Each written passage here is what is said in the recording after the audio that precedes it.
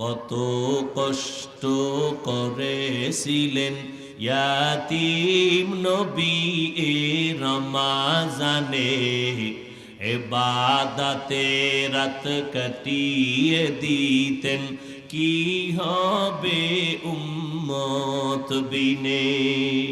কত কষ্ট করেছিলেন ইয়াতীম নবী এ রমাজানে, ইবাদতে রাত কাটিয়ে দিতেন, কি হবে উম্মত বিনে। আমরা তো সেই নবীর উম্মত, কেমনে দাও তার সিনাতে আঘাত। মরণের ভয় নাই কি তোমার, কি হবে যে শেষের গতি। বলবো না ভোলা যায় নাকি মাহে রমজানের স্মৃতি। ভুলবো না ভোলা যায় নাকি মাহে রমজানের স্মৃতি। এ মাসের কত ফজিলত জানো কি মুসলিম জাতি। ভুলবো না ভোলা যায় নাকি মাহে রমজানের স্মৃতি। এরে আম্মা জান, আপনি কয় পারা কোরআনের হাফেজা হয়ে গেলেন, কয়টা হাদিস পারলেন? লাগবে না আপনার হাদিস মুখস্থ করা। ফজরের নামাজের পরে সূরা ইয়াসিনটা তেলাওয়াত করবেন, যোহরের নামাজের পরে সূরা রহমানটা তেলাওয়াত করবেন। ও যুবক, শুধু নারী না, তুমিও করিও। ফজরের নামাজের পরে সূরা ইয়াসিন, যদি সময় থাকে সূরা মুজাম্মিল পড়িও। এরপরে যোহরের নামাজের পরে সূরাতুর রহমান, সময় থাকলে সূরা ফাতাহ তেলাওয়াত করিও। আসরের নামাজের পরে সূরা নাবা, যদি সময় থাকে রে বাবা সূরা দোখানটাও পড়িও। মাগরিবের নামাজের পরে সূরাতুল ওয়াকিয়া, সময় থাকলে আরেকবার সূরা মুজাম্মিল পড়িও। এশার নামাজের পরে রে বাবা সূরা মুলুক তেলাওয়াত করো। পারলে সূরা ইয়াসিনটা রাতের বেলা আরেকবার পড়ি। দিনের বেলা সূরা ইয়াসিন পড়লে ফলাফল একরকম, রাতের বেলা সূরা ইয়াসিন পড়লে ফলাফল ভিন্ন রকম। দিনের বেলা সূরা মুজাম্মিল পড়ার ফলাফল আলাদা, রাতের বেলা সূরা মুজাম্মিল পড়ার ফলাফল আলাদা। আমল করবা না, বলো মাওলার দরবারে কি নিয়ে দাঁড়াবা। আলেম আলেম ভাব, কিসের ভাব দেখাইতেছ রে ভাই? সাহাবায়ে কেরামদের থেকে বড় ইলমওয়ালা তো কেউ হতে পারবে না। সাহাবায়ে কেরামদের মতো বড় আমলওয়ালা কেউ হতে পারবে না। সাহাবায়ে কেরামদের মতো তাকওয়াওয়ালা কেউ হতে পারবে না। এত ইলম, এত আমল, এত তাকওয়ার পরেও তারা ইবাদতে কমতি করেন নাই। আবু বকর নামাজে দাঁড়াইয়া কাঁদতেছেন। ও আবু বকর, জান্নাতের টিকিট দিছেন, আবার কেন কান্না করেন? আবু বকর বলে, নবী, যে আল্লাহ দয়া করে টিকিট দিয়েছেন, ওই আল্লাহ যদি টিকিট ক্যান্সেল করে দেয় আমি জাহান্নামে যেতে হবে। কারণ আপনি বয়ান করে বলেছেন কিয়ামতের ভয়ঙ্কর হালাত এত কঠিন, নারী আর পুরুষ সবাই হাসরের মাঠে উঠবে উলঙ্গ। কেউ কারো দিকে তাকানোর সময় পাবে না, সূর্যের গরম, অপর দিকে জাহান্নামের আওয়াজ, আমার আল্লাহ তাআলার রাগান্বিত আওয়াজ। নবী বলেন এমন কঠিন হবে। আম্মা জান আয়েশা বলে, নবী কাঁদেন কেন? বলে হাসরের ময়দানের ভয়। যেই নবীর কোনো গুনাহ নাই সেই নবী কান্না করে, এর নাম ঈমান। ফাআইনামা তুওয়াল্লু ফাসাম্মা ওয়াজহুল্লাহ। ও বান্দা, তুই যেদিকেই তাকাবি সেদিকেই তো আমি হাজির। আমি আল্লাহ তোরে একটা সেকেন্ডের জন্য ভুলি নাই। আমি আল্লাহ তো তোর দিকে মোহাব্বতের নজর লাগায় রাখছি। আমার ছেলে নাই যে আমাকে আব্বা বলে ডাকবেন, আমার মেয়ে নাই যে আমাকে আব্বা বলে ডাকবে। আমি বড় আদর করে তোদের বানাইছি। তাকাইয়া দেখছো নি কত বিশাল আসমান, জমিন থেকে 500 বছরের দূর। এক একটা আসমান 500 বছরের মতো মোটা। এইভাবে আমি আল্লাহ 7টা আসমান বানায় রাখছি। এক আসমান থেকে আর এক আসমানের মাঝখানে মহাশূন্য 500 বছরের দূর। নজর করিয়া দেখ এই আসমানগুলো কেমনে টানাইয়া রাখলাম। নিচের থেকে কোনো খুঁটিও নাই, উপর থেকে কোনো রশির টানাও নাই। এই রকম 7টা আসমান 7টা জমিন আমি বানাইতে আমার সময় লাগছে ফি সিত্তাতি আইয়াম, মাত্র 6 দিন। আর তোর মতো বান্দাটারে আমি আল্লাহ নাপাক পানির থেকে বানাইছি। তোর তো কোনো অস্তিত্বই ছিল না, তুই আজকে বাহাদুর বাহাদুর ভাব দেখাইয়া আমি আল্লাহর সাথে চালাকি শুরু করেছ। আমি আল্লাহরা আমার খোদাইত্ব তুই মানতে চাও না, আমার বাউন্ডারিতে তুই চলতে চাও না। এখন তুই আমি আল্লাহর দেওয়া সব নেয়ামত পাওয়ার পর এখন নিজের ভিতরে একটু বাহাদুরি ভাব বান্দা তোর অন্তরে আসছে। অথচ তোর কোনো অস্তিত্ব ছিল না, আমি তোরে অস্তিত্ব দিলাম এক ফোঁটা নাপাক পানির দ্বারা। হাল আতা আলাল ইনসানি হিনুম মিনাদ দাহরি লাম ইয়াকুন শাইআম মাযকুরা। ইন্না খালাকনাল ইনসানা মিন নুতফাতিন আমশাজিন নাবতালি ফাজআলনাহু সামিআম বাসীরা। আমি আল্লাহ নাপাক পানির থেকে তোর অস্তিত্ব দিলাম রে গোলাম। তোর মতো একটু বাচ্চা 1-1.5 কেজি ওজনের বেশি হবে না। আমি আল্লাহ এত বিশাল 7টা আসমান 7টা জমিন 7টা মহাশূন্য বানাইছি 6 দিনে। আর তোর মতো বান্দা 1.5 কেজি ওজনের বান্দাটারে আমি ওই নাপাক পানি তোর মায়ের গর্ভে রাখাইয়া ফেরেশতারে বললাম 40 দিন পর্যন্ত শোধন কর। 40 দিন করে শোধন করিয়া এই নাপাক পানিটার রক্ত, এর পরে গোশত, এর পরে হাড্ডি, এর পরে আবার গোশত। ওয়ালাকাদ খালাকনাল ইনসানা মিন সুলালাতিম মিন তিন। وَلَقَدْ خَلَقْنَا الْإِنسَانَ مِنْ سُلَالَةٍ مِنْ طِينٍ فَجَعَلْنَاهُ نُطْفَةً فِي قَرَارٍ مَكِينٍ ثُمَّ خَلَقْنَا النُّطْفَةَ عَلَقَةً فَخَلَقْنَا الْعَلَقَةَ مُضْغَةً فخلقنا المضغة عظاما فكسونا العظام لحما ثم أنشأناه خلقا آخر فتبارك الله أحسن الخالقين।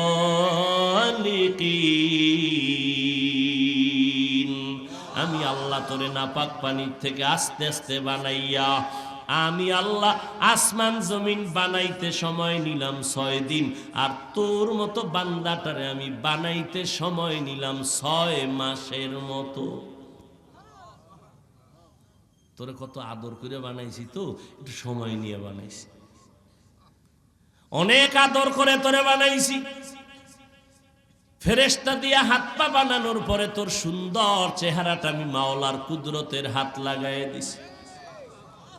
আমি আল্লাহ তোর চেহারাটারে এত সুন্দর করে বানাইছি, নজর করে দেখছো শীতের ভিতরে চলতেছো, সব ঠান্ডা বাতাস তোর বডির মধ্যে লাগে না, হাত মোজা পা মোজা লাগায়া চলো, পোশাক দিয়া পুরা বডি ডেকে ফেলছো, কিন্তু চেহারাটা ডাকো নাই, সব ঠান্ডা ধুলাবালু চেহারায় লাগে। কিন্তু দেখ আমি আল্লাহর কুদরত, গোসলখানায় যখন ঢুকবি, জামা কাপড় খুলিয়া যখন গোসল করবি, ওরে বান্দা তোর ফুল বডিতে সাবান না দিলে ময়লা যায় না।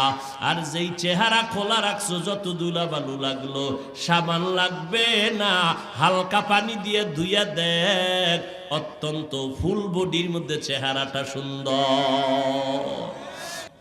আল্লাহ তাআলা আসরের শপথ করলেন, ওয়াল আসর, আসরের শপথ।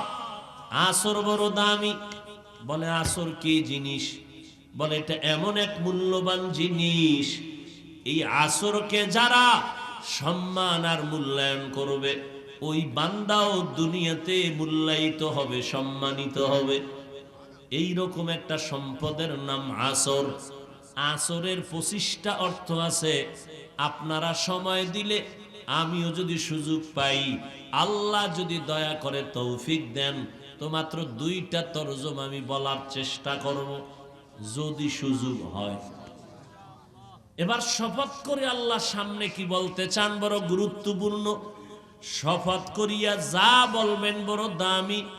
কিন্তু আল্লাহ পাক আসরের শপথের পর আবার কথাটা বলার আগে তাকিদ দিলেন ইন্না, নিশ্চয়ই। আবার লাম তাকিদ দিলেন লাফি খুসর, অবশ্যই। কসমের পরেই তো কথার মান বেড়ে গেল। আবার 2টা তাকিদ দিলেন কেন? ইন্না, নিশ্চয়ই।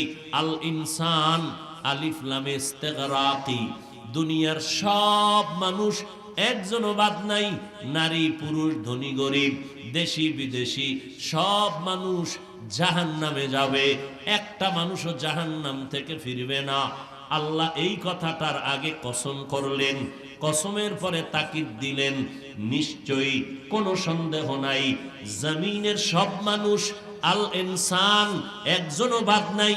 হিন্দুরাও জাহান্নামী, বৌদ্ধরাও জাহান্নামী, হুজুরেরাও জাহান্নামী, সব লাফি খুস, অবশ্যই ধ্বংস।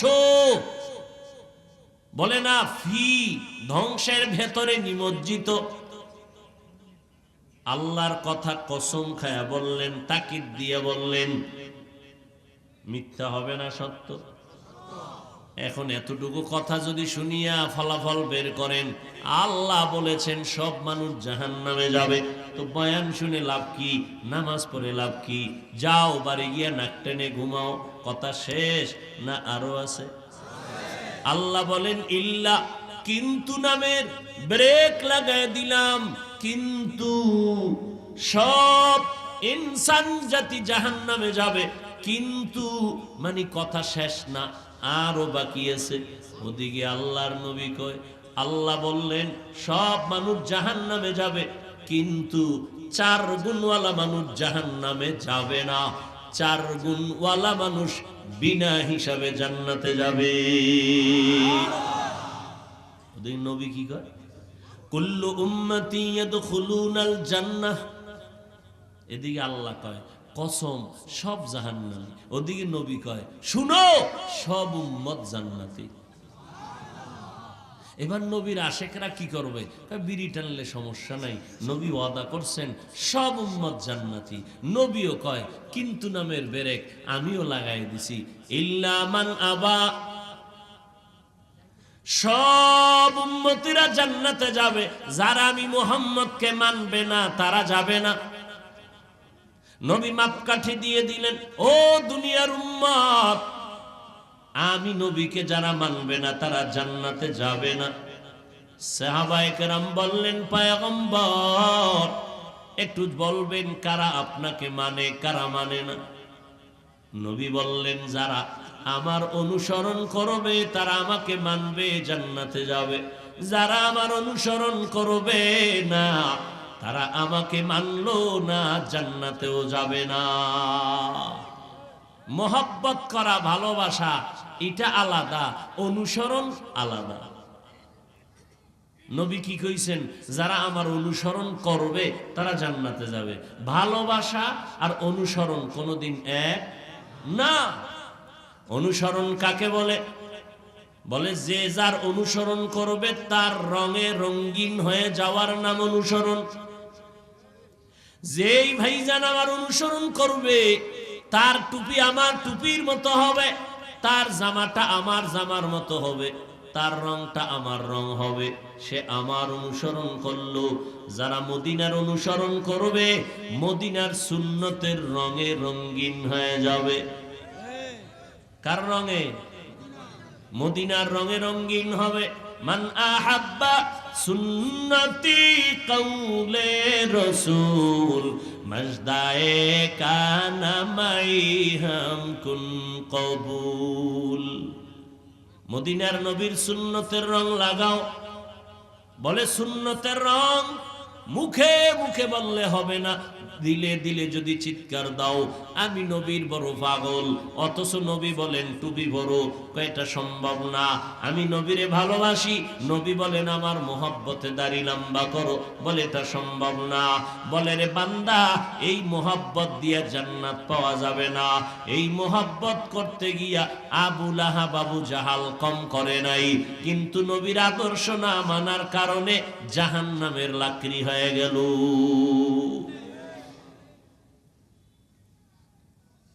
আল্লাহ বলেন সব মানুষ জাহান্নামে যাবে, কয় গুণওয়ালা ব্যতীত? 4 গুণওয়ালা মানুষ জান্নাতে যাবে। 1 নাম্বার গুণের নাম ঈমান, 2 নাম্বার গুণের নাম নেক আমল। ভালো করে খেয়াল করেন, 1 নাম্বার গুণের নাম, 2য় গুণের নাম, 3 নাম্বার গুণের নাম ঈমান আমলের দাওয়াত অন্যকে দাও।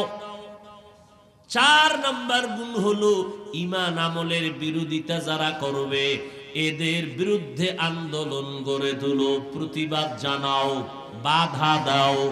বাধা দিতে গিয়া মামলা হামলা প্রতিবাদের যদি ভেজাল লাগায় ধৈর্যের সাথে মোকাবেলা করো। তার মানে ঘুমাইয়া থাকা যাবে না। বাতিল নাস্তিক ভণ্ডদের বিরুদ্ধে বিরামহীন ভাবে মোকাবেলা করো, ময়দানে দাঁড়াইয়া ধৈর্যের সাথে বেত্রাঘাত করো, ধৈর্যের সাথে বেত্রাঘাত করো, ধৈর্যের সাথে মোকাবেলা করো। এর থেকে এক চুল পরিমাণ পিছনে যাওয়া যাবে না। ধৈর্যের সাথে ফিডাও, ফিডা বন্ধ করা যাবে না। ফিডানের ক্ষেত্রে ধৈর্য অর্থাৎ লাগাতার, থামাথামি নেই, ধৈর্যের সাথে ফিডাও। আমার নবীরে গালি দিবে, মেনে নেওয়া হবে না।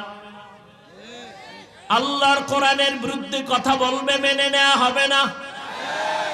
মুসলমানের ইমানের উপরে আক্রমণ করবে, মেনে নেওয়া হবে না। আমার নবীর বিরুদ্ধে কথা বলবে, মেনে নেওয়া হবে না। কালেমার বিরুদ্ধে কথা বলবে, মেনে নেওয়া হবে না। কারণ এটা আমার ঈমান, এটা আমার জান্নাতের টিকেট।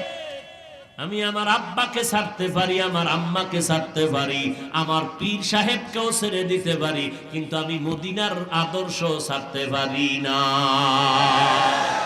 तुकु जाओ सुन्नते अहमद कुजा बा मुहम्मद कैबुअद निस्बतरा। उम्मत कोई सुन्नत कोई। हाँ, सब मानुष জাহান্নামে যাবে, কয় গুণওয়ালা মানুষ জান্নাতে যাবে? 1 নাম্বার গুণের নাম, 2য় গুণের নাম নেক আমল। এই যে 2টা গুণ, ঈমান আর নেক আমল, এই 2 গুণ হলো আল্লাহর হক। বলেন এই 2 গুণ কার হক? বাকি যে আরো 2টা গুণ আছে নি, কথা বলেন, বাকি আরো 2টা গুণ আছে। ওই বাকি 2টা গুণ ঈমান আমলের দাওয়াত অন্যকে দাও, অন্যকে ঈমান আমলের দাওয়াত দাও। 4 নাম্বার গুণ, ঈমান আমলের বিরোধিতা যারা করবে তাদেরকে বাধা প্রদানে ধৈর্য ধারণ করো। কয়টা হইল? প্রথম 2 গুণের হক কার? বাকি যে 2টা গুণ, এই 2টা গুণ হলো বান্দার হক। ভালো করে বুঝেন। ওয়াল আসরে সূরার দ্বারা টের পাইতেছেননি কার অবস্থা কোথায়? ভালো করে বুঝেন। ঈমান আর আমলের হক কার? প্রথম 2 গুণ আল্লাহর হক, লাস্টের 2টা গুণ হলো বান্দার হক। ও আল্লাহর বান্দারা, আল্লাহর হক যদি কম বেশি করো আমার আল্লাহ ক্ষমা করে দিবেন। বান্দার হক যদি আদায় না করো, বান্দা ক্ষমা না করলে ক্ষমা হবে না।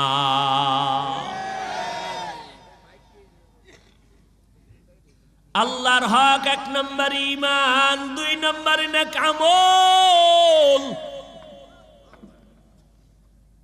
এখন যারা আপনারা ঈমান আনছেন, নেক আমলও করেন, আমরা ঈমানদার, আল্লাহকে মানি, আমানতু বিল্লাহি ওয়া মালাইকাতিহি ওয়া কুতুবিহি ওয়া রুসুলিহি ওয়াল ইয়াউমিল আখির ওয়াল কদরি খাইরিহি ওয়া শাররিহি মিনাল্লাহি তাআলা ওয়াল বা'সি বা'দাল মাউত।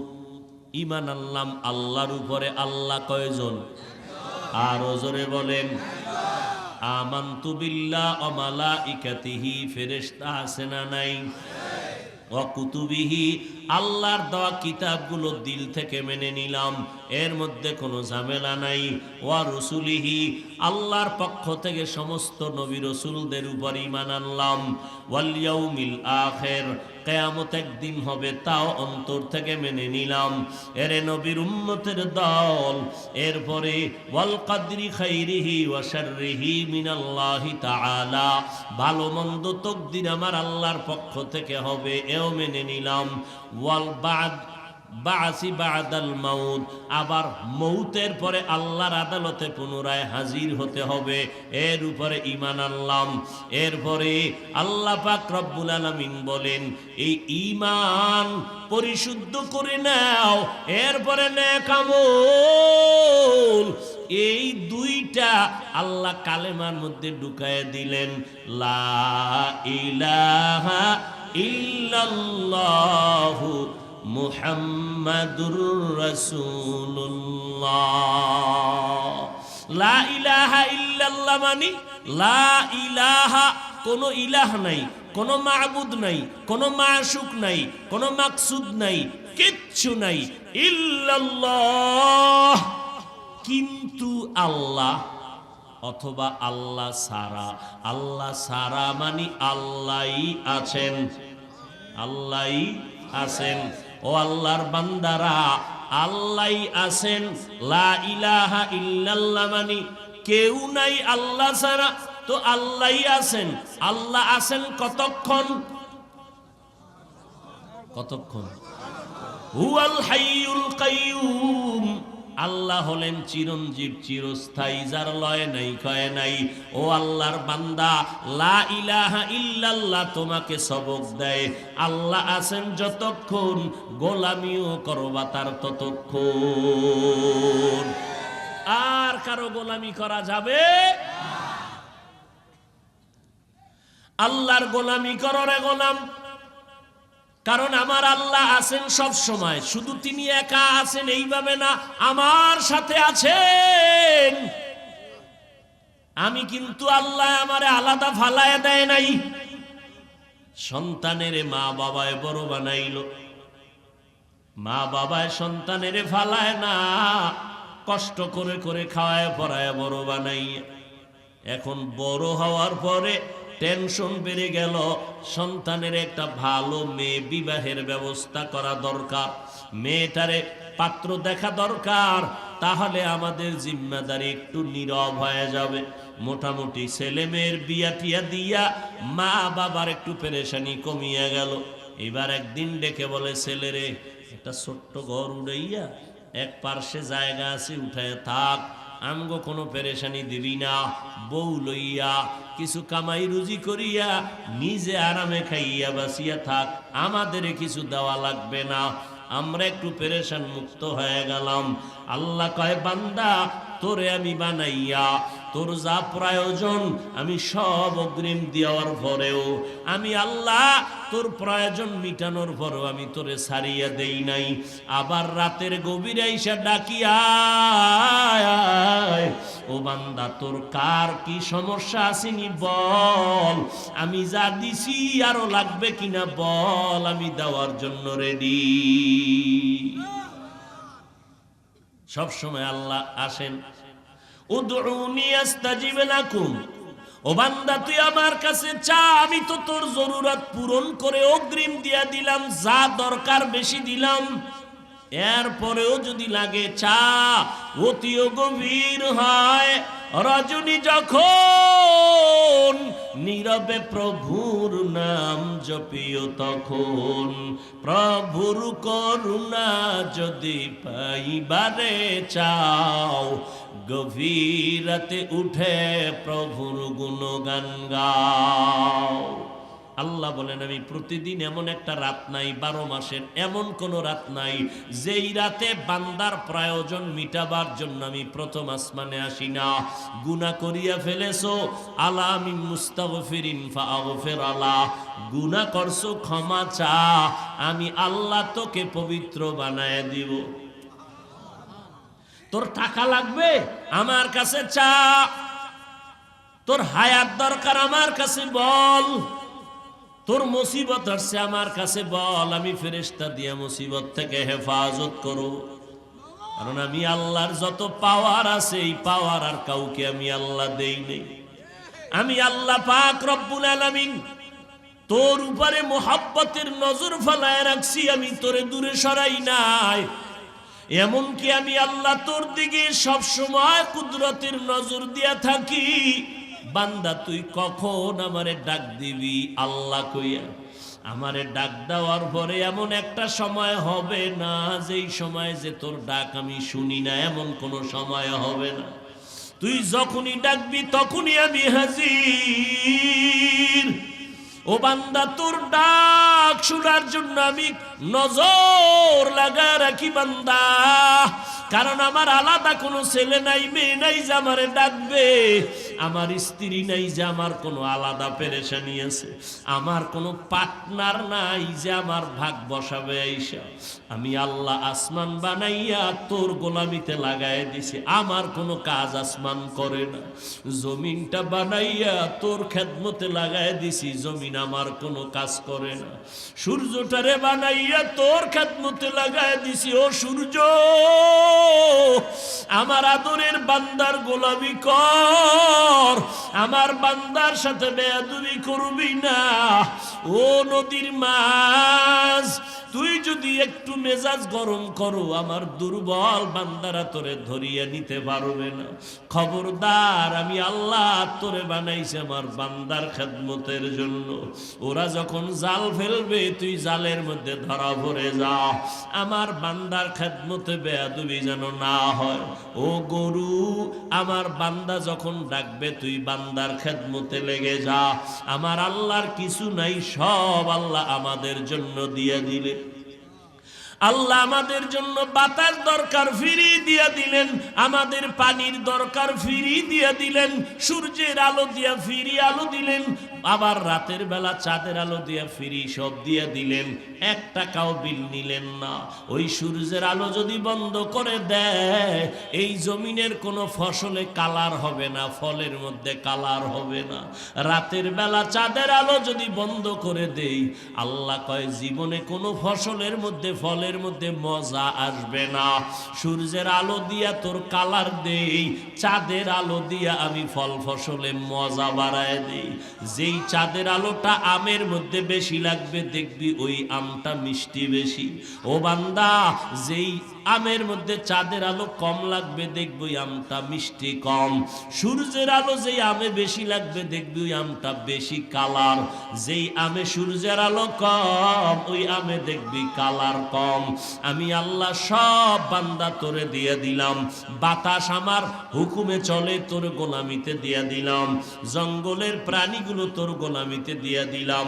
খোলা আকাশের মধ্যে পাখি উড়ে কেউ ধরতে পারে না, আমি আল্লাহ তাও আমার বান্দার গোলামিতে পরিণত করিয়া দিলাম। ও বান্দা, তোর যা দরকার সব দিয়ে দিলাম, চাওয়ার আগে দিলাম। রাতের বেলা একটু আরামে ঘুমাবি, আমি আল্লাহ তোর মাথার নিচে বালিশ বানানোর জন্য তুলা গাছের আয়োজন করে দিলাম। ও বান্দা, আমি আল্লাহ তোর আরামের ব্যবস্থা করে দিলাম।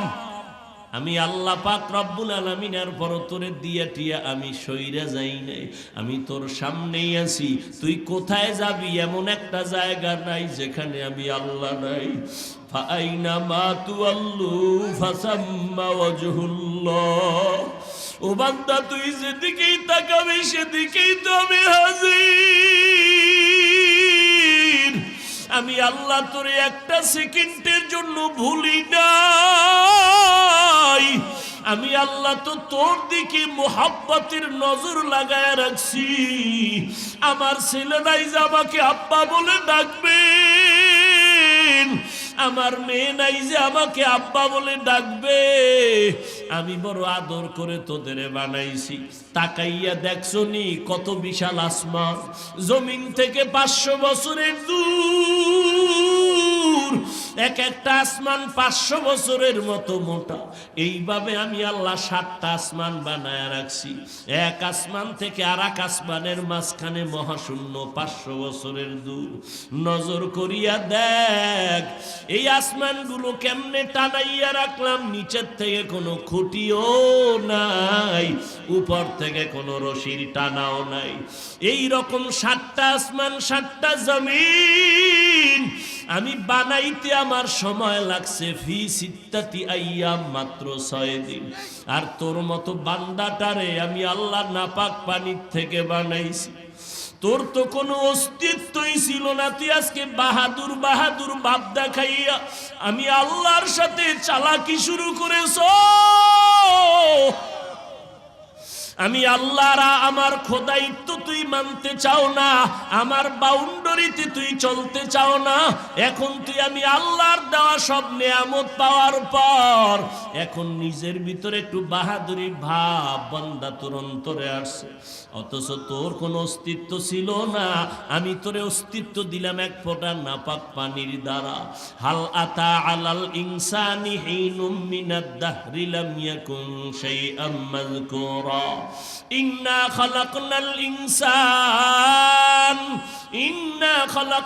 ইনসানা মিন নুতফাতিন আমশাজিন নাবতালি ফাজআলনাহু সামিআম বাসীরা। আমি আল্লাহ নাপাক পানির থেকে তোর অস্তিত্ব দিলাম রে গোলাম। তোর মতো একটু বাচ্চা 1-1.5 কেজি ওজনের বেশি হবে না।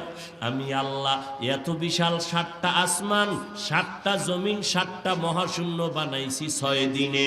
আর তোর মতো বান্দা 1.5 কেজি ওজনের বান্দাটারে আমি ওই নাপাক পানি তোর মায়ের গর্ভে রাখাইয়া ফেরেশতারে বললাম 40 দিন পর্যন্ত শোধন কর। 40 দিন করে শোধন করিয়া এই নাপাক পানিটার রক্ত, এর পরে গোশত, এর পরে হাড্ডি, এর পরে আবার গোশত। ওয়ালাকাদ খালাকনাল ইনসানা মিন সুলালাতিম মিন তিন। وَلَقَدْ خَلَقْنَا الْإِنسَانَ مِنْ سُلَالَةٍ مِنْ طِينٍ فَجَعَلْنَاهُ نُطْفَةً فِي قَرَارٍ مَكِينٍ ثُمَّ خَلَقْنَا النُّطْفَةَ عَلَقَةً فَخَلَقْنَا الْعَلَقَةَ مُضْغَةً فخلقنا المضغة عظاما فكسونا العظام لحما ثم أنشأناه خلقا آخر فتبارك الله أحسن الخالقين। আমি আল্লাহ তোরে নাপাক পানির থেকে আস্তে আস্তে বানাইয়া আমি আল্লাহ আসমান জমিন বানাইতে সময় নিলাম 6 দিন, আর তোর মতো বান্দাটারে আমি বানাইতে সময় নিলাম 6 মাসের মতো। তোরে কত আদর করে বানাইছি, তো একটু সময় নিয়ে বানাইছি, অনেক আদর করে তোরে বানাইছি। ফেরেশতা দিয়ে হাত পা বানানোর পরে তোর সুন্দর চেহারাটা আমি মাওলার কুদরতের হাত লাগাই দিছি। আমি আল্লাহ তোর চেহারাটারে এত সুন্দর করে বানাইছি, নজর করে দেখছো শীতের ভিতরে চলতেছো, সব ঠান্ডা বাতাস তোর বডির মধ্যে লাগে না, হাত মোজা পা মোজা লাগায়া চলো, পোশাক দিয়া পুরা বডি ডেকে ফেলছো, কিন্তু চেহারাটা ডাকো নাই, সব ঠান্ডা ধুলাবালু চেহারায় লাগে। কিন্তু দেখ আমি আল্লাহর কুদরত, গোসলখানায় যখন ঢুকবি, জামা কাপড় খুলিয়া যখন গোসল করবি, ওরে বান্দা তোর ফুল বডিতে সাবান না দিলে ময়লা যায় না, আর যেই চেহারা খোলা রাখছো যত ধুলাবালু লাগলো সাবান লাগবে না, হালকা পানি দিয়ে ধুইয়া দেখ, অত্যন্ত ফুল বডির মধ্যে চেহারাটা সুন্দর।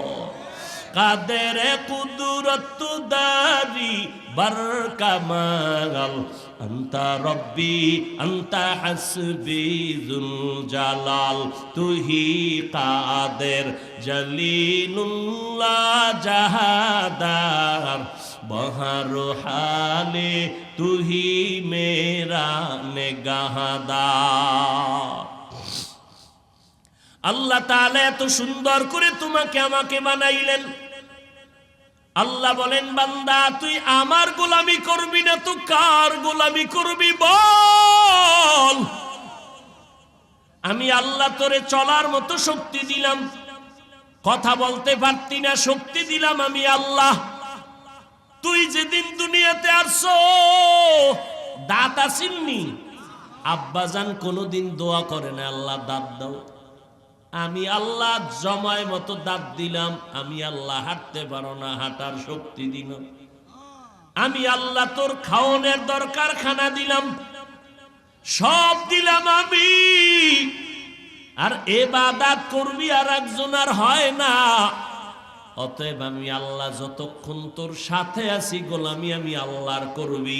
এই কথাটাই কালেমার প্রথম অংশে আমাদের শিক্ষা দিল, লা ইলাহা ইল্লাল্লাহ, আল্লাহ ছাড়া আর কোনো ইলাহ নাই, মাবুদ নাই, মাশুক নাই। অতএব আল্লাহ আছেন যতক্ষণ গোলামি করবি ততক্ষণ। এখন আল্লাহর গোলামি করতে গিয়া পেরেশান হয়ে গেছো, নামাজ পড়া আল্লাহর গোলামি, আল্লাহর গোলামি করতে গিয়া রোজা রাখবো যাকাত দিব কিন্তু নিয়ম জানি না। প্রশ্ন হয়ে গেল ইবাদত কেমনে করব?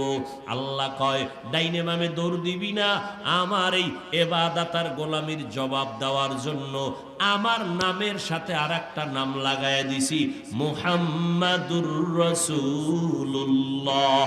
লা ইলাহা ইল্লাল্লাহর মধ্যে যত ইশকাল হবে, প্রশ্ন হবে, সব প্রশ্নের জবাব হবে কালেমার দ্বিতীয় অংশ, মুহাম্মদের তরিকা ছাড়া কোনো জবাব নাই। কালেমাই ভরি, কালেমায় কি চায় আমার কাছে খবর নেই। লা ইলাহা ইল্লাল্লাহ আমার কাছে চায় আজীবনের জন্য গোলামি করবি, এক সেকেন্ড ডান বাম করা যাবে না, আল্লাহর গোলামি করবি। মুহাম্মদুর রাসূলুল্লাহ শিখায়। আরে লা ইলাহা ইল্লাল্লাহ যদি কোথাও আটকাইয়া যাও প্রশ্নে, জবাব মুহাম্মদুর রাসূলুল্লাহ। এর থেকে জবাব নিয়া লা ইলাহা ইল্লাল্লাহকে মজবুত করো। লা ইলাহা ইল্লাল্লাহর জিন্দেগি তৈরি করো, মুহাম্মদের রং লাগাও, আমার নবীর আদর্শের বাইরে না। কারণ দুনিয়ার সকল আদর্শগুলো নাপাক, একমাত্র আমার মদিনার নবীর আদর্শই হলো পাক। আমার নবীর আদর্শের মতো পবিত্র কোন আদর্শ নাই রে ভাই। সাউন্ড বাড়া। আমার নবীর আদর্শ কেমন পাক। নবী যখন মক্কা নগরীতে এসেছিলেন, মক্কার মাটি না পাক, মানুষ না পাক, চূড়ান্ত চরিত্রহীন মানুষ।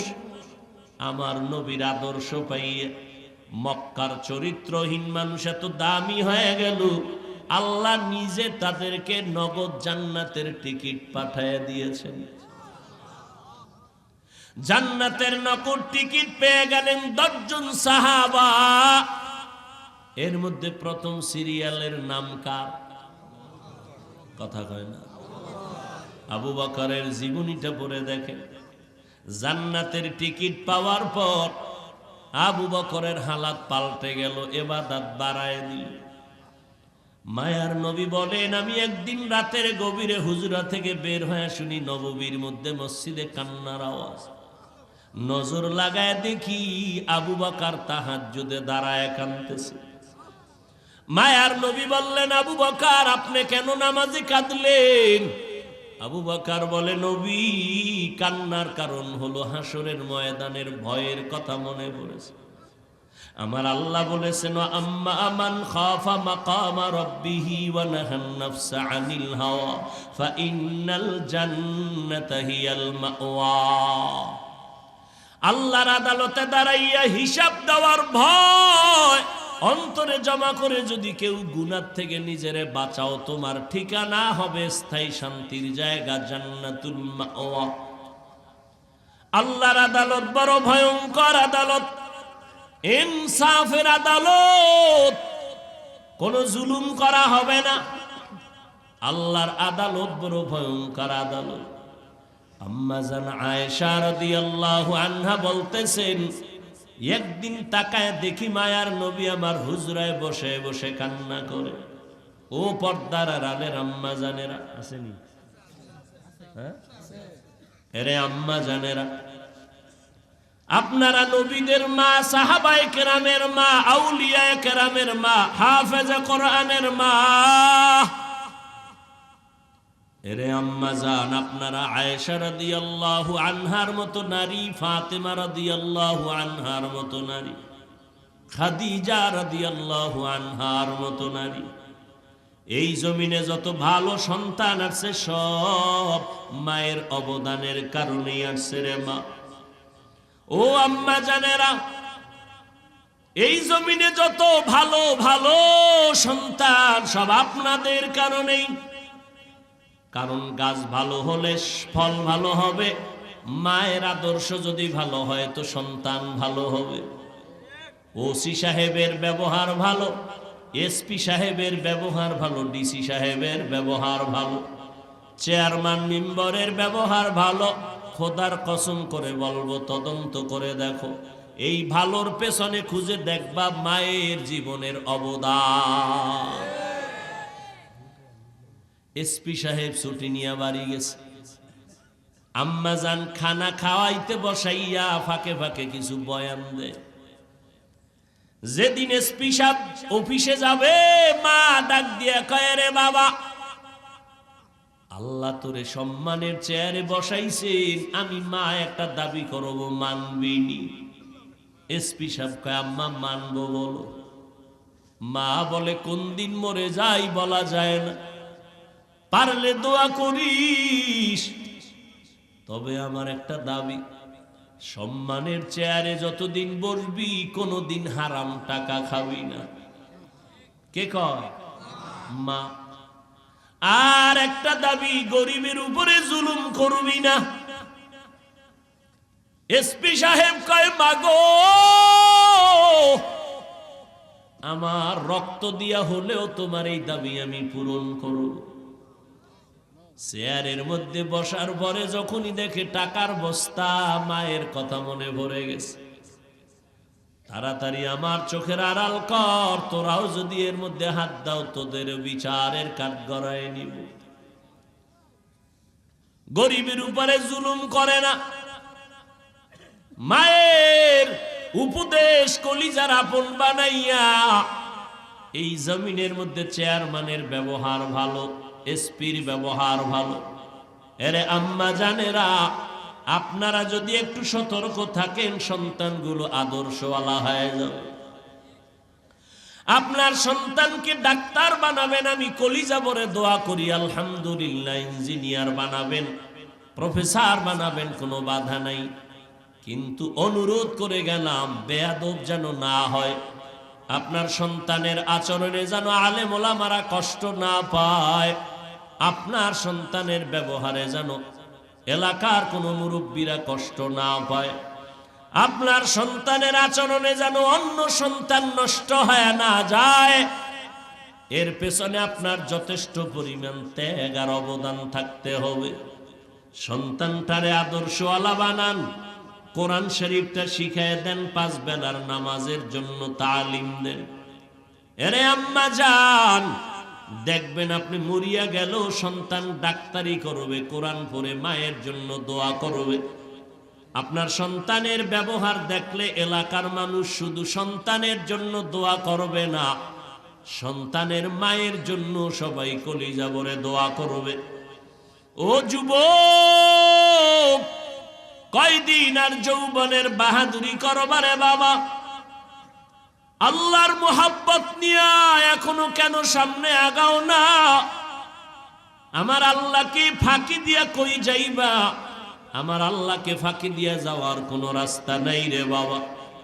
রাস্তা দুইটা, একটা জান্নাতের আর একটা জাহান্নামের। জান্নাতের রাস্তা বাদ দিয়া যেদিকেই যাবা সেদিকেই দেখবা শুধু জাহান্নামের আগুন জ্বলে আর আগুন জ্বলে। কোথায় যাইতেছ রে যুবক? জাহান্নামের একটা সেকেন্ডের আযাব আর গরম সহ্য করতে পারবি নি রে বল? সূর্যের গরম সহ্য করা যায় না। দুনিয়াতে যত আগুনের গরমের থেকে 69 গুণ গরম হবে জাহান্নামের আগুনের গরম। ও নবীর উম্মতের দল, আম্মা জান আয়েশা রাদিয়াল্লাহু আনহা বলেন, নবী কাঁদতেছেন। আমি জিজ্ঞাসা করলাম, নবী হুজরায় বসে কেন কাঁদেন? আমি আয়েশা কোনো বেয়াদবি করেছি? নবী বলেন, আয়েশা কেন বেয়াদবি করবেন? আম্মা জান আয়েশা বলে, নবী আমার বয়স তো অনেক কম, 6 বছর বয়সে আপনার সাথে আমার বিয়ার বন্ধন হলো। আমি আয়েশার 9 বছর বয়সে আপনার ঘরে আসছি। ও পর্দার আড়ালের আম্মা জানেরা, আম্মা জান আয়েশা রাদিয়াল্লাহু আনহা 6 বছর বয়সে নবীর সাথে বিবাহের বন্ধন হলো। 9 বছর যখন বয়স তখন আম্মা জান নবীর ঘরের মধ্যে আসলেন। আম্মা জানের বয়স যখন 18 হয়ে গেল, আমার নবী দুনিয়ার থেকে বিদায় নিয়ে চলে গেলেন। এবার হিসাবটা বুঝলে বলেন, আমার আম্মা জান নবীর ঘর করলেন কত বছর? হুশ নেই, হুশ নেই। কয় বছর? 6 বছর বয়সে নবীর সাথে বিবাহ, 9 বছর বয়সে নবীর ঘরে গেলেন, 18 বছর বয়সে নবী দুনিয়ার থেকে চলে গেলেন। নবীর ঘর করলেন মাত্র 9 বছর। 18 বছরের একজন নারী, আমার দেশে তো অনেক 18 বছরের বোনের বিয়েই হয় না, অথচ আম্মা জানের 18 বছর বয়স। নবী চলে গেলেন, নবীর সোহবত পাইলেন মাত্র 9 বছর। ওই 9 বছরে আম্মা জান আয়েশা কি বরকত পাইছেন জানেননি? আম্মা জান শুকর আদায় করে বলে, আল্লাহর শুকর, মদিনার নবী 9 বছর ঘর করে আল্লাহ তাআলা আমার এমন বরকত দান করেছেন। আমি 18 বছরের নারী 9 বছর নবীর ঘরে থাকিয়া 2000 উপরে হাদিস আমি মুখস্থ করে হাফেজা হয়ে গেল। কয় হাজার? এরে আম্মা জান, আপনি কয় পারা কোরআনের হাফেজা হয়ে গেলেন? কয়টা হাদিস পারলেন? লাগবে না আপনার হাদিস মুখস্থ করা। ফজরের নামাজের পরে সূরা ইয়াসিনটা তেলাওয়াত করবেন, যোহরের নামাজের পরে সূরা রহমানটা তেলাওয়াত করবেন। ও যুবক, শুধু নারী না, তুমিও করিও। ফজরের নামাজের পরে সূরা ইয়াসিন, যদি সময় থাকে সূরা মুজাম্মিল পড়িও। এরপরে যোহরের নামাজের পরে সূরাতুর রহমান, সময় থাকলে সূরা ফাতাহ তেলাওয়াত করিও। আসরের নামাজের পরে সূরা নাবা, যদি সময় থাকে রে বাবা সূরা দোকানটাও পড়িও। মাগরিবের নামাজের পরে সূরাতুল ওয়াকিয়া, সময় থাকলে আরেকবার সূরা মুজাম্মিল পড়িও। এশার নামাজের পরে রে বাবা সূরা মুলুক তেলাওয়াত করো। পারলে সূরা ইয়াসিনটা রাতের বেলা আরেকবার পড়ি। দিনের বেলা সূরা ইয়াসিন পড়লে ফলাফল একরকম, রাতের বেলা সূরা ইয়াসিন পড়লে ফলাফল ভিন্ন রকম। দিনের বেলা সূরা মুজাম্মিল পড়ার ফলাফল আলাদা, রাতের বেলা সূরা মুজাম্মিল পড়ার ফলাফল আলাদা। আমল করবা না, বলো মাওলার দরবারে কি নিয়ে দাঁড়াবা? আলেম আলেম ভাব, কিসের ভাব দেখাইতেছ রে ভাই? সাহাবায়ে কেরামদের থেকে বড় ইলমওয়ালা তো কেউ হতে পারবে না, সাহাবায়ে কেরামদের মতো বড় আমলওয়ালা কেউ হতে পারবে না, সাহাবায়ে কেরামদের মতো তাকওয়াওয়ালা কেউ হতে পারবে না।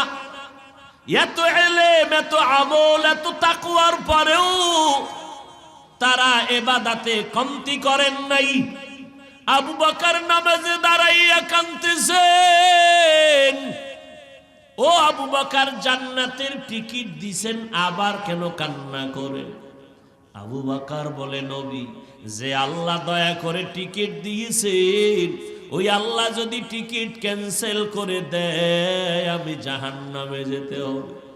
কারণ আপনি বয়ান করে বলেছেন কিয়ামতের ভয়ঙ্কর হালাত এত কঠিন, নারী আর পুরুষ সবাই হাসরের মাঠে উঠবে উলঙ্গ, কেউ কারো দিকে তাকানোর সময় পাবে না, সূর্যের গরম, অপরদিকে জাহান্নামের আওয়াজ, আমার আল্লাহ তাআলার রাগান্বিত আওয়াজ। নবী বলেন এমন কঠিন হবে। আম্মা জান আয়েশা বলে, নবী কাঁদেন কেন? বলে হাসরের ময়দানের ভয়। যেই নবীর কোনো গুনাহ নাই সেই নবী কান্না করে, এর নাম ঈমান।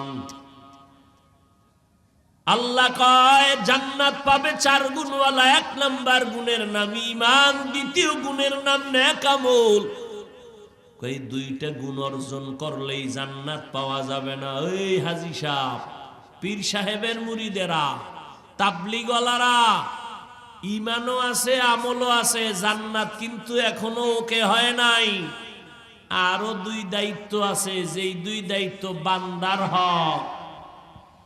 অন্যকে ঈমান আমলের দাওয়াত দেওয়া লাগবে, শুধু দাওয়াত দিলে হবে না, যারা ঈমান আমলের বিরোধিতা করে তাদের বাধা দেওয়া লাগবে। ওয়াল আসরে সূরাটা পড়ে দেখো, বাহাদুরি করো পাগড়ির, কোন বাহাদুরিতে কাজ হবে না রে বাবা। কত পাগড়িওয়ালা, কত বুজুর্গ অন্যকে দাওয়াত না দেওয়ার কারণে জাহান্নামে যাবে। এখন অন্যকে দাওয়াত দিবেন, অন্য বলতে কে? বলে অন্য বলতে প্রথম সিরিয়ালে হলো আপনার আহাল সন্তান স্ত্রী, এরপরে যদি সময় থাকে প্রতিবেশী, এরপরে যদি সময় থাকে আপনার উম্মত। নিজের চিন্তা নাই, মাইয়া ফলার চিন্তা নাই, উম্মত লয়ে মরে, আর একজনের মাইয়া ফলা লয়ে মরে। অমুকের ছেলে নামাজ পড়ে না, নিজের দাড়ি নেই, টুপি নেই, খবর নাই, ইমাম সাহেবের ভাগরি নিয়ে মরে।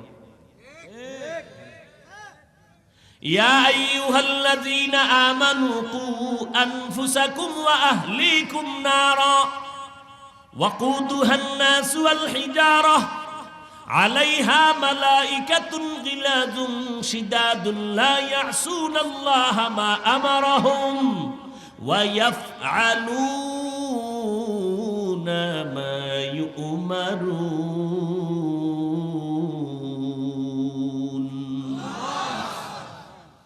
নিজে বাঁচো জাহান্নাম থেকে, পরিবার সন্তান হাল বাঁচাও। অন্যরে দাওয়াত দেও, আহাল সন্তানের দাওয়াত দাও। কখন? কয় 7 বছর যখন হবে সন্তানের বয়স, নামাজের মুসাল্লায় দাঁড় করায় দাও। এই আব্বা জানের, আম্মা জানেন, সন্তানের যখন 7 বছর হবে নামাজের মুসাল্লায় দাঁড় করাও। 10 বছর যখন হবে একটু শাসন করা লাগলেও নামাজে দাঁড় করাও। ছোট থেকে যদি কন্ট্রোল করতে না পারো, বড় হলে আর কন্ট্রোলে নিতে পারবা না। কিয়ামতের দিন এই সন্তান মা বাবার বিরুদ্ধে আল্লাহর আদালতে অভিযোগ দায়ের করবে। এই যুবক, নামাজ পড়ছো নি? পড়ি নাই। রোজা রাখছো? রাখি নাই। হালাল খাইছো? খাই নাই। কেন? এবার মামলা দায়ের করতেছে সন্তান। রব্বানা ইন্না আতা'না সাদাতানা ওয়া কুবারানা ফাআদাল্লুনাস সাবিলা। ও আল্লাহ, আমি বেনামাজি হই নাই, আমার আব্বা আম্মা আমারে টাটকা বেনামাজি বানাইছে। আমার আব্বা সকালে দোকানে গেছে, 8টার সময় আম্মারে টেলিফোন করছে, এই ছেলেটারে উঠাইয়া নাস্তা খাওয়াইছো নি? কিন্তু একটা দিনও আমার আব্বা জান বলে নাই সন্তানটারে ফজরের নামাজ পড়াইছো নি? রমাজানে সেহারি খাইতো আমার বাবায় মায়, আমার আম্মা জানের দিলটা নরম। মাঝে মাঝে আমারে ধাক্কায় বলতো, বাবা উঠ, রমাজান যাইতেছে, 2-1টা রোজা রাখ, সাহারি খা। সাথে সাথে আব্বাজান ধমক দিয়ে বলতো, খবরদার, চেহারাটা নষ্ট করবা না, রোজা রাখার দরকার নেই। ওই কুলাঙ্গার বাবাকে জিজ্ঞাসা করি, ও বাপ নামের কলঙ্ক, রোজা রাখলে তোমার সন্তানের চেহারা নষ্ট হবে? মোবাইলটা চালাইয়া সারাটা রাত্র কবিরা গুনাহ করে করে চেহারাটা কাটন কাটন করে ফেলেছে, বলো এর হিসাব কেমনে দিবা? রোজা রাখলে চেহারা নষ্ট হবে?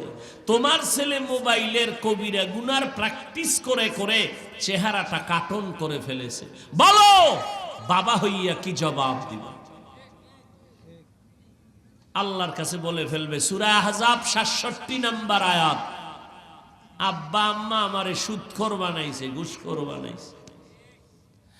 দলিলও আছে, হাদিস। ক্বালান নবী সাল্লাল্লাহু, ভাত খাই নাই এখনো, খুব কষ্ট হইতেছে কথা বলতে, তো শেষ দিক সীমানায় না যায় শেষ করি কেমন?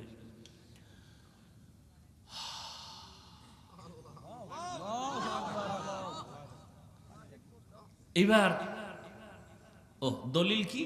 قال النبي صلى الله عليه وآله وسلم ما من مولود إلا يولد على الفطرة فأبواه يهودانه أو ينصرانه أو يمجسانه إلى آخر الحديث।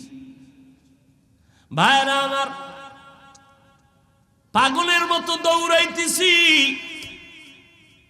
একটা বিশাল বড় রাজনীতির দল করুন, কয়েক বছরের মধ্যে আমি দেশ চালানের সরকার হব, তাই না? আমি সরকার হব, এই জন্য চিল্লাইতেছি না, আন্দাজে ঠিক। পায়ে ধরে ধরে ধরে ধরে সারা দেশের মানুষকে বুঝাই, ও যুবক, কেন এত বৈপরীত্য ভাব, কেন এত দূরত্ব রে বাবা? তোমার আমার কালেমা এক, কোরআন এক, আল্লাহ এক, নবী এক, কাবা এক, ধর্ম এক। পাঁচকল্লি টুপি মাথায় দিয়ে তো কোনোদিন বললাম না পাঁচকল্লি যারা মাথায় দিবে না তোমাদের গুনাহ হবে।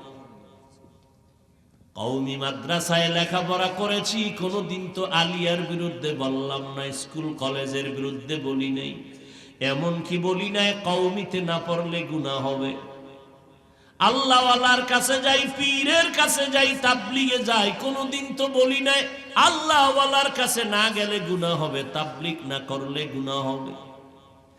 এই এত কষ্ট করি, খানা নাই, ঘুম নাই, দিন নাই, রাত নাই, এত কষ্ট করি বাবা, একমাত্র দুইটা স্লোগান সবার কলিজার মধ্যে ঢুকাইতে চাই, দুইটা স্লোগান। ও জাতি, জমিনে যতদিন বেঁচে থাকবা গোলামি করবা আমার আল্লাহর, দুনিয়াতে যতদিন বেঁচে থাকবা আদর্শ মানবা মদিনাওয়ালা নবী।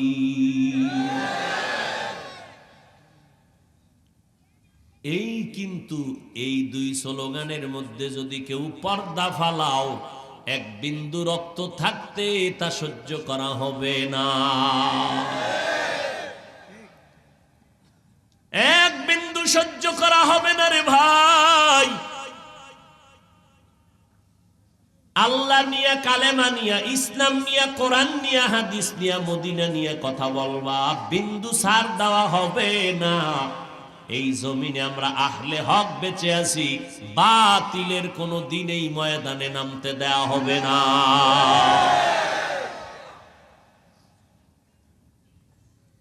যতই চালাকি করো সাবধান।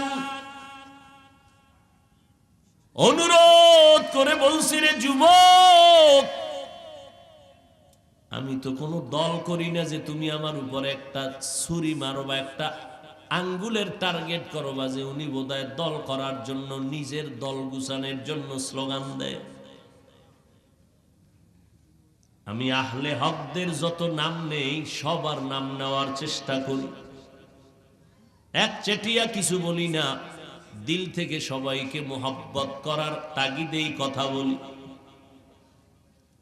কিন্তু খবরদার, আমার বিরোধিতা যত করো, বিন্দু থেকে বিন্দু কোনো জবাব নাই, আফসোস নাই। তবে আল্লাহ নিয়ে, ইসলাম নিয়ে, কোরআন হাদিস নিয়ে, নবী নিয়ে কথা বললে এই বিষয়ে জবানকে বন্ধ রাখা যাবে না। কারণ আমরা বাতিলের গোলাম না, আমরা বানরের বংশধর না, আমরা আদমের বংশধর।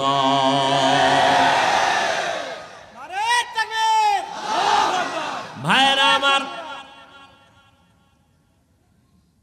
ঈমান আর আমল থাকলেই জান্নাতের দরজা খোলা হবে না। আরো দুইটা দায়িত্ব। ঈমান আমলের দাওয়াত অন্যকে দাও, যারা মানবে না তাদের বাধা দাও। কেমনে দাওয়াত দিবেন, বাধা কেমনে দিবেন, তারও নিয়ম পদ্ধতি নবী শিখায়া দিছেন। একজনে নামাজ পড়ে না, যায় থাপ্পড় মারবেন? ঘৃণা করবেন? নবী শিখাইয়া দিছেন। ঘৃণা করার সবকটা পাইলেন, বুকে লাগানোর সবক পাইলেন না? এই আমাদের বিরুদ্ধে ইচ্ছা রকম বলতেছেন, লেখতেছেন, গালি দিচ্ছেন। আচ্ছা, আপনি নবীর উম্মত হইয়া আল্লাহর কাছে তাহাজ্জুদ পড়ে হেদায়েতের দোয়া করছেন কয়বার? এই নিয়ে আপনি মুসলমান, এই মুসলমানিত্ব শিখলেন। সালাম না দেওয়াটাকে নিজের বরত্ব বানিয়ে দিলেন। অথচ আবু বকর আর ওমর দুইজনার ভেতরে প্রতিযোগিতা, কে কার আগে সালাম দিবে। ওমর কয় আজকে আমি আগে সালাম দিব, কিন্তু ইন্তেকাল হওয়া পর্যন্ত আবু বকরের আগে ওমর সালাম দিতে পারে নাই। একদিন আম্মা জান আয়েশা নবীর জিগায়, নবী আপনার মোহব্বতের সাহাবায়ে কেরামদের মধ্যে আমলের লাইনে কে কি পরিমাণ আগায় গেছে? আম্মা জান আয়েশা ভাবলেন মধ্যে আব্বা জানের নাম কইব। নবী কয় ওমর। বলে কেমন? আকাশে যেই পরিমাণ তারকা দেখো, এর থেকেও ওমরের আমল অনেক বেশি। আহা, আব্বা জানের নামটা কইল না। মহিলা মানুষ, মনটা ছোট হয়ে গেল। না, জিগেই দেখি আমরা আব্বার খবর কি। ও নবী, আমার আব্বা জান আবু বকরের খবর কি? বুঝি না, জিগেলে কইতেন না। নবী বলেন, ও আয়েশা, আবু বকরের কি কথা বলবো?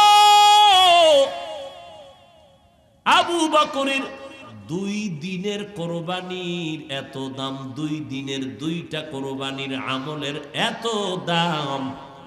ওমর না, ওসমান না, আলী না, সব উম্মতের নেক যদি এক পাল্লায় দাও, আমার আবু বকরের 2 দিনের কোরবানির নেকের পাল্লা ভারী হয়ে যাবে। মাত্র 2 দিনের নেক আমল, জান্নাতি সাহাবী। আর আপনারা একটু টিকিট পাইছেন নি ঘুমের ভিতরে জান্নাতের? এত ভাব, সালাম দেয়ও না, দিলেও নেই না। আহা, লাথি মারার গুণটা অর্জন করতে পেরেছো তুমি, এই নাকি মুসলমান? আর এক মুসলমানের কল্যাণ মেনে নিতে পারো না।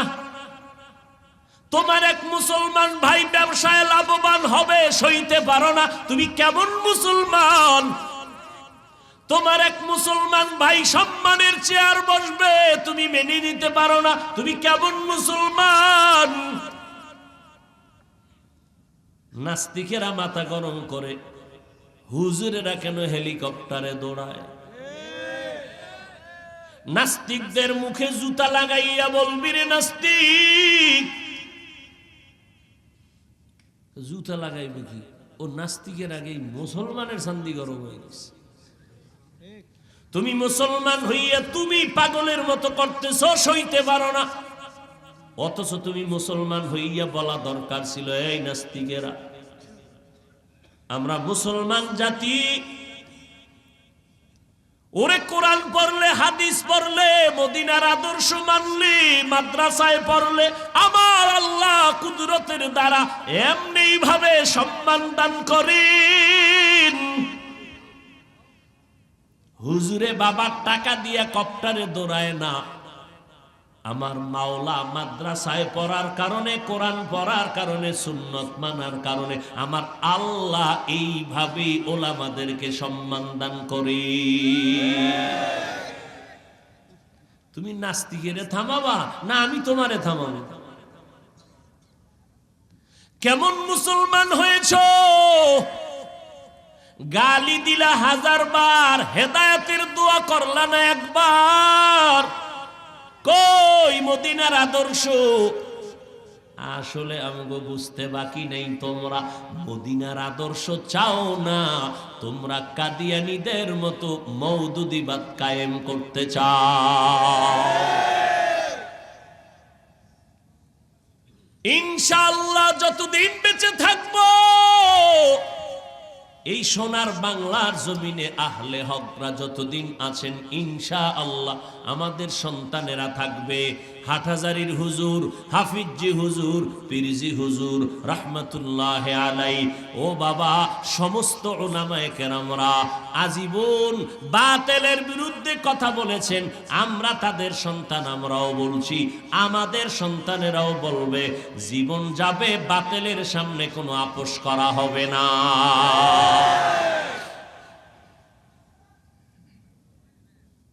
আল্লাহ হেদায়াত দান করুন। 4 গুণালারা জান্নাত পাবে। 1 নাম্বার গুণের নাম ঈমান, 2য় গুণের নাম নেক আমল, 3য় গুণের নাম ঈমান আমলের দাওয়াত অন্যকে দাও। 4 নাম্বার আমল গুণ হলো ঈমান আমলের বিরোধিতা যারা করবে তাদের বাধা দাও ধৈর্যের সাথে। নবীর উম্মতের দল, ঈমান আমল আপনার থাকলে আপনি আমল করেন, ঈমানও আছে, জান্নাত এখনো রেডি না, অন্যদের দাওয়াত দিতে হবে। দাওয়াত দিয়েও শেষ করা যাবে না। আপনার ঘরের মধ্যে যদি গান বাজে বন্ধ করতে হবে। আপনার সন্তান যদি নামাজ না পড়ে নামাজ পড়াইতে হবে, বিরোধিতা করলে বাধা দিয়া ফিরাইতে হবে। ও আল্লাহর বান্দারা, ও পর্দার আড়ালের আম্মা জানেরা, ও কলিজার যুবক ভাইয়েরা আমার, কয়দিন আর যৌবনের বাহাদুরি করবেন? এই জীবনে কত যুবকের জানাজা পড়াইলাম, কবরে লাশ রাখলাম রে বাবা। কোন দিন যেন ডাক এসে যায়, রাস্তা দিয়া পানি চলে, খাও দিয়া বিল দিয়া পানি চলে, কাটাতেছে এরপরও পানি দৌড়ায়, কিন্তু সেই পানি গলায় গিয়ে আটকায় যায়।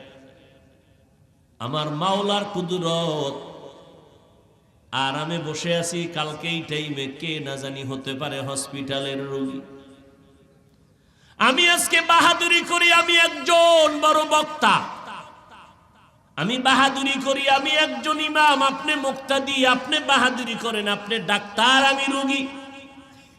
কিন্তু এই বাহাদুরি কতক্ষণ চলবে? সাদা কাপনে প্যাকেট হওয়া পর্যন্ত।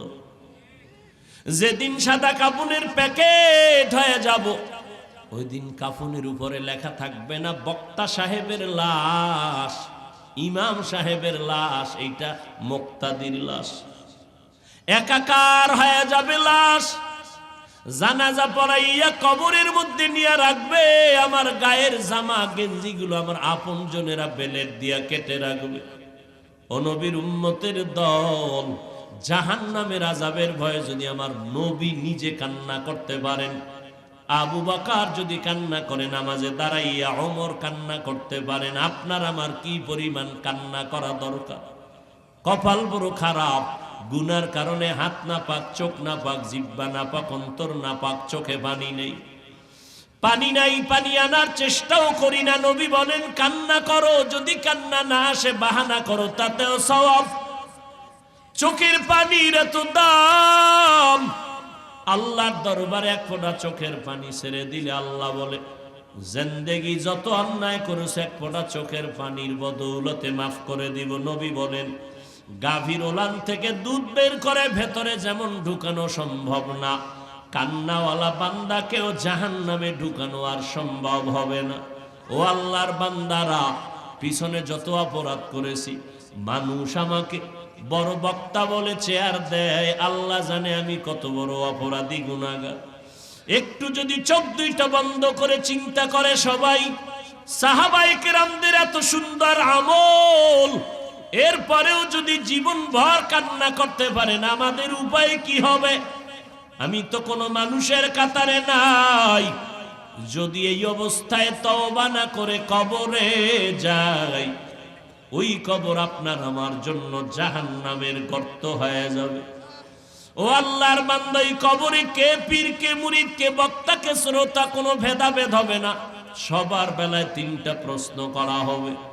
ও আল্লাহর বান্দারা, জবাব যারা দিতে পারবে তারা জান্নাত পাবে, যারা পারবে না জাহান্নামের আগুনে গ্রেফতার হয়ে যাবে। বরকতের মাস শাবান, সামনে রমজান আসতেছে রে বাবা, তৈরি হয়ে যাও। এই মাসের ভেতর একটা বরকতের রাত আসতেছে, লাইলাতুন নিসফি মিন শাবান, শবে বরাত। এইটা নিয়েও কিন্তু বাতিল ফেরকারা প্রপাগান্ডা ছড়াবে। শবে বরাত বলতে কিছু নাই। আমাদের উলামায়ে আহলে হক চ্যালেঞ্জ দিয়েছেন, শবে বরাত নাই মানি কোরআনের আয়াতের দ্বারাও প্রমাণ আছে, অসংখ্য হাদিস দ্বারাও প্রমাণ আছে। অতএব যারা বলবে শবে বরাত বলতে কিছু নাই, তারা ভণ্ড। লাইলাতুন নিসফি মিন শাবান, এই শবে বরাত সহ রমজানে আসার আগে ইবাদতের জন্য নিজের কোমর বাঁধো, মজবুত করো। রমজান আসলে যেন অজুহাত দিয়া না বলো হুজুর মাজায় ব্যথা, 8 রাকাতের বেশি পারি না। খবরদার, এখন থেকেই তৈরি হয়ে যাও। কত কষ্ট করেছিলেন ইয়াতীম নবী এ রমজানে, ইবাদতে রাত কাটিয়ে দিতেন, কি হবে উম্মত বিনে। কত কষ্ট করেছিলেন ইয়াতীম নবী এ রমজানে, ইবাদতে রাত কাটিয়ে দিতেন, কি হবে উম্মত বিনে। আমরা তো সেই নবীর উম্মত, কেমনে দাও তার সিনাতে আঘাত। মরণের ভয় নাই কি তোমার, কি হবে যে শেষের গতি। বলবো না ভোলা যায় নাকি মাহে রমজানের ভুলবো না ভোলা যায় নাকি মাহে রমজানের স্মৃতি। এ মাসের কত ফজিলত জানো কি মুসলিম জাতি। ভুলবো না ভোলা যায় নাকি মাহে রমজানের স্মৃতি। মাজা ব্যথা বাড়াইবেন রমজান আইলে? ও ভাই, তারাবি বেশি পড়লে কম সওয়াব বেশি না কম বলেন? যা রমজানে একটা ফরজের দাম কত? 70 গুণ বেশি। রমজান ভাই আমল করবেন না, কোন মাসে করবেন? যদি কেউ বলে আমি 8 রাকাত তারাবি পড়ব এর বেশি না, তার সাথেও কোনো তর্ক নাই। তার যুক্তির সামনে আমি একটু যুক্তি পেশ করব। ভাইজান, রমজান এমন বরকতের মাস, আপনি যদি 8 রাকাতই তারাবি পড়েন কিন্তু বাকি 12 রাকাত নফলের নিয়তে পড়ে ফেলেন, কি 8 রাকাত পড়ে একটা তুফান শুরু হয় মসজিদের ভিতরে, কে কার আগে যাবে? আমি গুলশানে জুমা পড়াই, স্পষ্ট রমজানের শুরুতে বলে দে, এই 8 রাকাতওয়ালা মাজা ব্যথা যাদের, আপনারা বারান্দায় নামাজ পড়বেন, তারাবি ভিতরে না। ওখান থেকে পরে পরে চলে যাবেন, 20 রাকাতওয়ালাদের দিলে যেন ধাক্কা না লাগে। খবরদার, ইবাদত করবেন আল্লাহর। বাহাদুরি কেন, অহংকারী কেন? 8 রাকাত পড়বেন মেনে নিলাম, বাকি 12 রাকাত নফলের নিয়তে পড়েন। রমজানের নফল আমলের সওয়াব বেশি, এই মাসে করবেন না তো কোন মাসে করবেন? আল্লাহর জন্য পড়বেন। আমার সাথে রাগ কইরে আপনি 12 রাকাত বাদ দেন কেন? ওমরে ফারুকের সাথে রাগ করেন কেন? ওমরে ফারুকের সাথে তো আল্লাহ রাগ করে না। ওমরে ফারুকের দাম কত? আল্লাহ ওমরে ফারুকের উপরে খুশি হইয়া কোরআন শরীফে আয়াত নাজিল করেছেন। ওমরে ফারুকের সাথে রাগ করে, আহা, আল্লাহ মাফ করে নেন। তাহলে কয় গুণ আল্লাহরা জান্নাত পাবে? 4 গুণ। ঈমানও আছে, আমলও আছে, জান্নাত রেডি। একজনই ঈমানও আছে, ফাগরি টাগরি সব ঠিক আছে, তসবিহ টসবিহ সব ঠিক আছে, জান্নাত রেডি। আরো কয় দায়িত্ব বাকি। এই হলো সূরা আসরের পাওয়ার।